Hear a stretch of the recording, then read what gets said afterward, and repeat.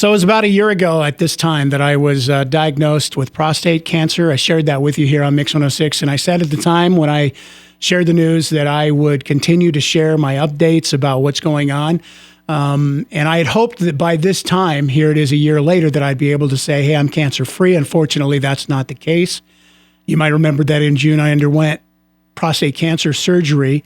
And at the time, the doctor had told me that there was a possibility that the cancer tumor had broken the margin of the prostate and I may still have cancer there and would have to deal with that. And unfortunately, that's what has happened. So a few weeks ago, I started daily regimen of radiation treatments every afternoon after I get done working here at Mix 106. I head to Idaho Urological for my radiation treatments. In addition to that, the doctor also talked me into taking hormone therapy. And basically what that does is it shuts down my ability to make testosterone, which in men, testosterone tends to feed cancer of the prostate and causes it to grow quicker. So in addition to the side effects of the radiation, I also get the happy side effects of the hormone therapy. And basically it's the same thing as women go through with menopause.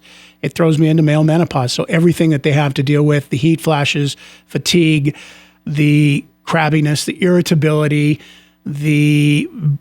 my ability to keep my bones strong. I'm more susceptible to breaking bones, high cholesterol, high blood pressure, diabetes, all that stuff I have to deal with for the next 6 months or however long that I'm on the hormone therapy. So it's just a whole bunch more side effects. So I apologize to everybody, all of my listeners, everybody I deal with on a daily basis, my family, my friends, my co-host Nicole, and also JD, everybody I work with. I apologize in advance if I'm irritable and crabby. Trust me, it's not me. It's the side effects of having to deal with everything that's going on right now.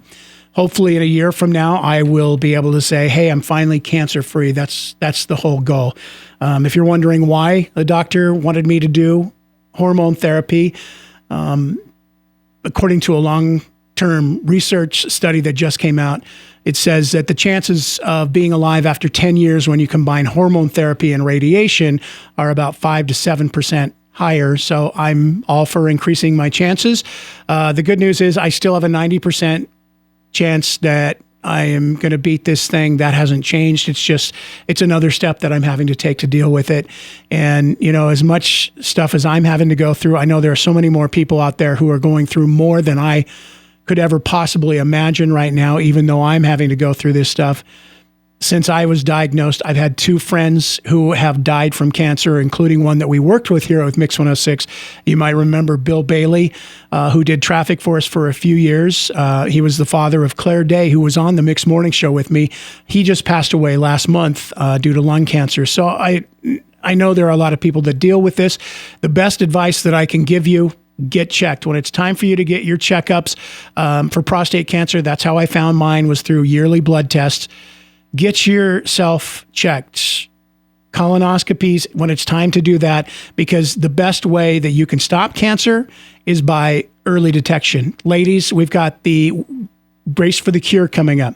When it's time for your breast exams, get it examined. I hate going to doctors probably as much as anybody, but if I wouldn't have been going to the doctor, I wouldn't have caught this early. And it was a fairly aggressive form of cancer, and it wouldn't have been good. So be a part of the Race for the Cure that's coming up, and that can be easily signed up for at mix106radio.com. You can still be a member of our team. Like I said, go to mix106radio.com and keep your fingers crossed for me. Hopefully next year at the same time, I will be sharing a story of how I am cured of cancer and it's gone 100%.